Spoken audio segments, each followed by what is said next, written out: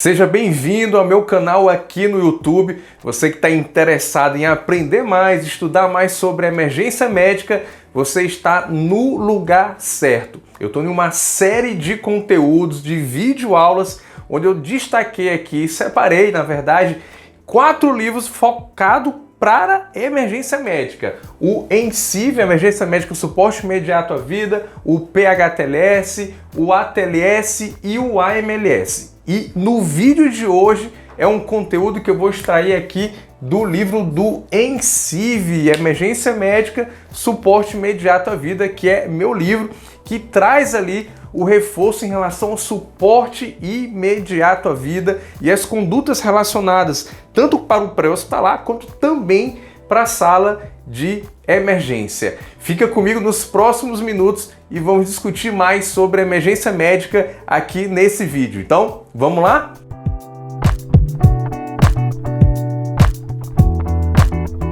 Bom, eu sou Daniel Lima, sou médico da emergência de um dos maiores hospitais de trauma e emergência do Brasil e nesse vídeo nós vamos falar sobre AVC, acidente vascular cerebral.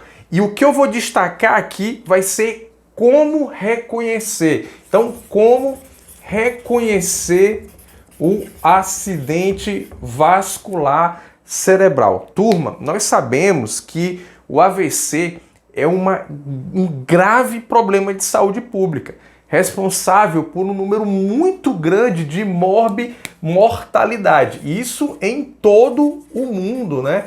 Sabemos que as doenças cardiovasculares, né, que aqui envolve o AVC, é uma das principais causas de morte da população. A primeira causa quando envolve todas as faixas etárias. Lembrando que o trauma é a primeira causa de morte quando se destaca ali as 4 primeiras décadas de vida. Então é um grave problema de saúde pública relacionado com e mortalidade em relação à sua ocorrência. E essa mortalidade do AVC, turma, me faz lembrar do número 6. Daniel, 6 por quê? Olha só, porque o AVC ele tem uma relação impressionante com o número 6. De que maneira? Uma pessoa em cada 6 terão AVC durante a vida. Uma pessoa a cada 6. Um outro detalhe aqui é que a cada 6 segundos temos uma pessoa com AVC no mundo, tendo um AVC no mundo. E isso aqui representa 6 milhões de casos por ano. Então fica bem claro a importância médica do que é o AVC, né? E a importância de a gente saber sobre AVC e as condutas relacionadas com emergência. Quando a gente está na faculdade de medicina, a gente pensa que vai aprender tudo da medicina. E emergência é uma das áreas que a gente pensa que vai dominar e aprender tudo sobre emergência. Só que não é bem assim. Na verdade, as escolas médicas, a grande maioria das escolas médicas aqui no Brasil, ensinam emergência como uma concha de retalhos, completamente desconectada. E isso influencia negativamente nesse médico recém-formado, que muitas das vezes ele tem muitas dúvidas, tem insegurança por falha nessa formação voltada para a emergência médica. E eu estou aqui para te ajudar a melhorar, a resolver um pouco isso, essa dificuldade, essa deficiência. Seja você que esteja ainda na faculdade ou já formado para poder sedimentar, relembrar alguns conhecimentos focados aqui com emergência. Um outro aspecto importante no que diz respeito à abordagem do AVC é o seu reconhecimento, tá, turma?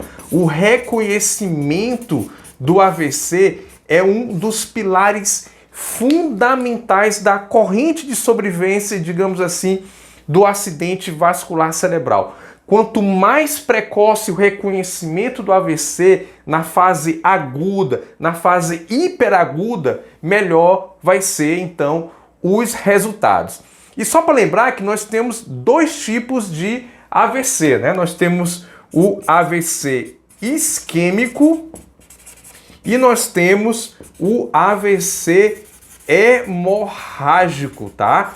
Ainda bem que o AVC hemorrágico, ele é o menos comum, por ser também aqui o mais mortal. Então, cerca apenas só de 10 a 15% dos casos de AVC, e ele tem uma alta mortalidade, ainda bem que ele ocorre apenas de 10 a 15%. E voltando aqui para o pilar, né, é tão importante na corrente de sobrevivência do AVC, que é o reconhecimento. Turma, tem que haver um foco muito grande para que haja esse reconhecimento precoce do AVC. Seja no assistência ali dos primeiros socorros, que são para leigos, seja também para o suporte imediato à vida. Que aí aqui eu estou falando de profissionais da saúde, médicos, enfermeiros, né, os socorristas e também os acadêmicos em formação.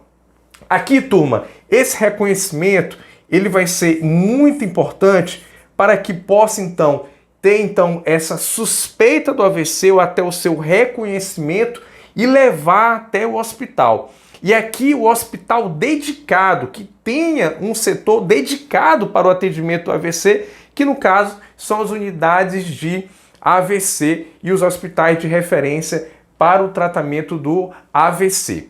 E esse reconhecimento, nós temos alguns critérios de avaliação e reconhecimento, né, aplicados ali no cenário extra-hospitalar, no cenário pré-hospitalar, nas residências, né? Muitas das vezes isso vai acontecer na residência, no trabalho, até mesmo na rua. E uma das escalas mais utilizadas para o reconhecimento do AVC é a escala, olha só, a escala de Cincinnati, turma. A escala de Cincinnati. Essa escala de Cincinnati, turma, ela é muito fácil de ser aplicada. Ela é das escalas mais utilizadas por ter essa facilidade de aplicação. Ela pode ser feita em menos de 1 minuto, através da avaliação de 3 itens, de 3 pontos que você vai aplicar no paciente, naquela pessoa que você tem suspeita, então, de AVC. Daniel, que pontos são esses? Então vamos lá conhecer esses pontos na avaliação da escala de Cincinnati para o reconhecimento, então, do paciente com AVC. O primeiro ponto que eu vou colocar aqui para vocês vai ser justamente a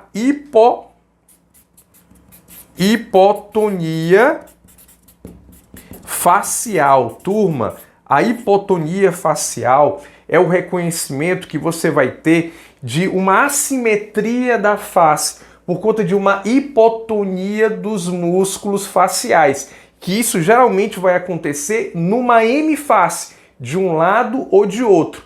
E para reconhecer isso, você pode, por exemplo, pedir para o paciente sorrir. E quando você pede para o paciente sorrir, você pode então ver um desvio labial, tá? Você pode reconhecer uma deformidade, digamos, uma assimetria da face, né? Uma boca caída, esse desvio facial, até mesmo aqui na região ocular. Então, essa é uma maneira simples e fácil de você reconhecer, então, essa hipotonia, essa flacidez da hemiface naquele paciente com suspeita de AVC.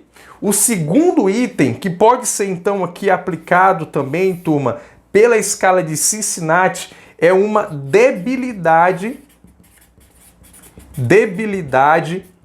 dos membros superiores, tá, turma? Uma debilidade dos membros superiores. Daniel, como que eu faço então para reconhecer essa debilidade dos membros superiores? Pessoal, você vai pedir para a pessoa, para aquele paciente, que ele feche os olhos, idealmente, ele feche os olhos e levante os braços simultaneamente com a palma da mão para cima e você vai pedir para ele segurar por 10 segundos.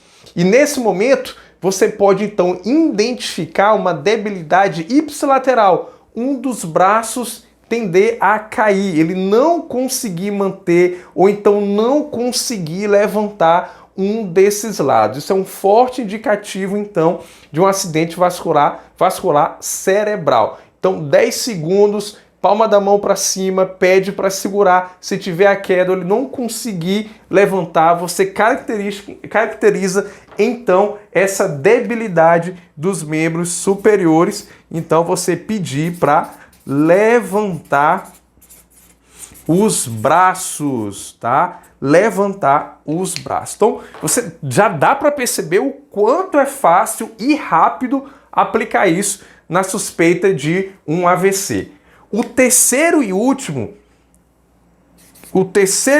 critério ou ação que a gente vai avaliar no paciente é justamente o paciente que tem uma fala anormal, tá, turma? Uma paciente que tem uma fala anormal. É um paciente que ele não consegue falar direito, é um paciente que tem uma disartria. Eu me lembro que na época da faculdade, a gente pedia assim, era para pedir para o paciente falar, às vezes até difícil até para a gente normalmente dizer, mas a frase era o seguinte: o rato roeu a roupa do rei de Roma, né? Então tem que falar até bem pausado para eu poder falar isso direitinho para vocês.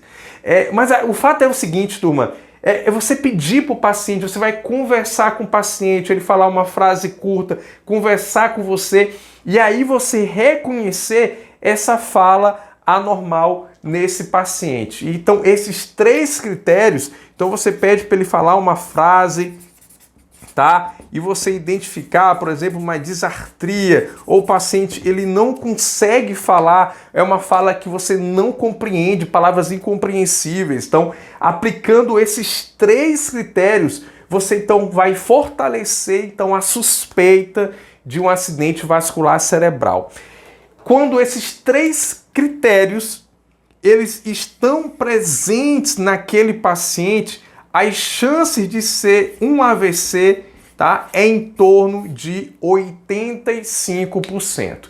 Então a gente aplica essa escala em menos de 1 minuto e tem aí uma acurácia de cerca de 85% para ser AVC, caso tenha então positividade para os 3 critérios que você vai aplicar. Então uma escala simples, muito fácil de ser lembrada. Agora um detalhe, um cuidado muito importante que você tem que ter, que eu observo que alguns profissionais, vi isso acontecer algumas vezes, tá? Essa escala de Cincinnati, turma, é uma escala que pode ser aplicada inclusive por pessoas leigas, tá? E para os profissionais de saúde, atenção, olha só o que eu vou dizer, tá? Vou até colocar aqui um alerta, tá? Um alerta, ok? Um alerta.